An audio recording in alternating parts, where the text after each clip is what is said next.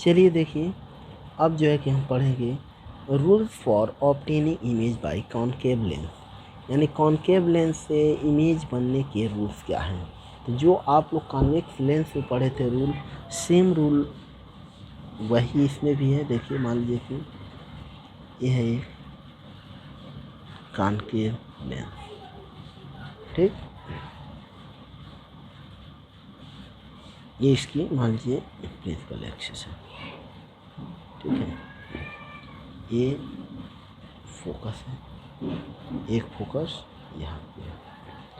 तो उसमें आप लोग क्या पढ़ते हैं कि अगर पैरेलल ले जाती है तो फोकस से होके निकल जाती है कॉन्वेक्स लेंस में। इसमें भी वही चीज़ होता है कि अगर ये रे पैरेलल जा रही है, ठीक, तो जो है कि ये डाइवर्ज हो जाती है ऐसे, ठीक। लेकिन अगर इसको पीछे मिलाया जाए, ये जो है कि फोकस पे आके जो है कि मिलती है।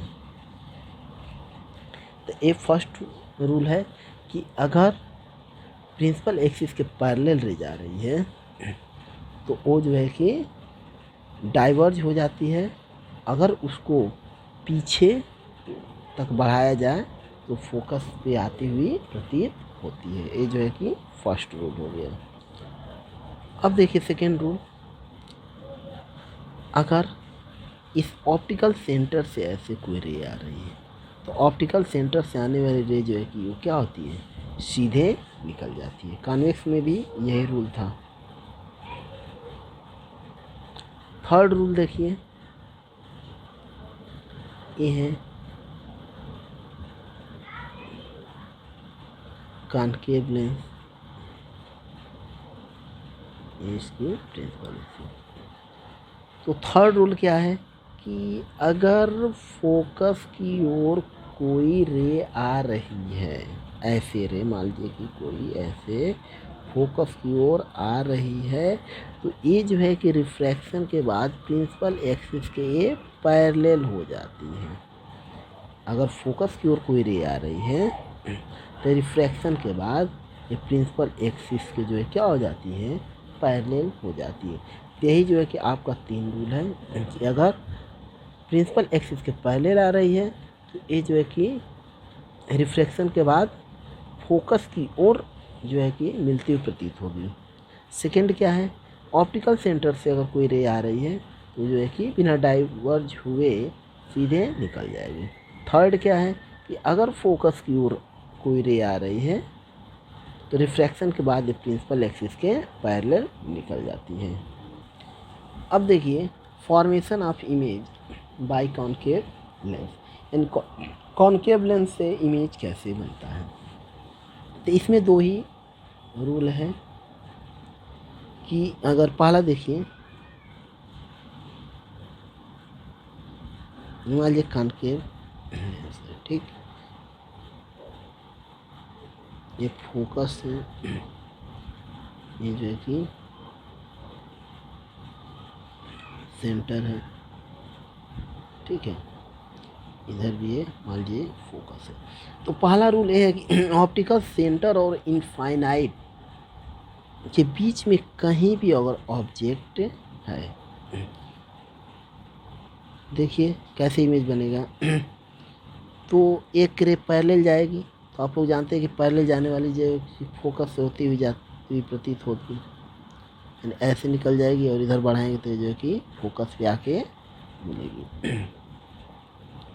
और दूसरी रे जो है कि ऑप्टिकल सेंटर से होके जाएगी, ये जो है कि सीधे निकल जाएगी। तो कहने का मतलब ये है कि अगर इन्फिनिटी और ऑप्टिकल सेंटर के बीच कहीं भी अगर कोई ऑब्जेक्ट है तो उसका इमेज जो है कि फोकस और ऑप्टिकल सेंटर के बीच में ही बनेगा, ठीक। ऑब्जेक्ट से छोटा बनेगा, वर्चुअल बनेगा, क्योंकि जिधर ऑब्जेक्ट है उधर इमेज बना, वर्चुअल बनेगा, और जो है कि इरेक्ट बनेगा, क्योंकि ये देखिए ये सीधा है। तो ये जो है कि पहला है। अब दूसरा देखिए, अगर इनफाइनाइट पे जो है कि यानी इन्फिनिटी पे कहीं भी जो है कि ऑब्जेक्ट हो, देखिए मान लीजिए कि ये है